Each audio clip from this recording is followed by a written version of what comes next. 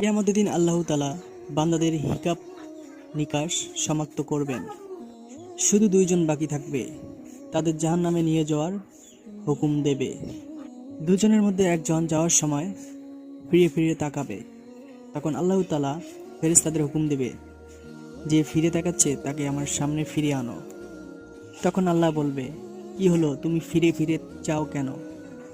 সে বলবে, আমার আশা আপনি আমাকে জান্নাতবাসী করবেন এবং জান্নাত দেবেন। আল্লাহ বলবেন, যাও, তোমাকে জান্নাত দিয়ে দিলাম। লোকটি বলবে জান্নাতে গিয়ে, আমার আল্লাহ আমাকে এত কিছু দিয়েছে যে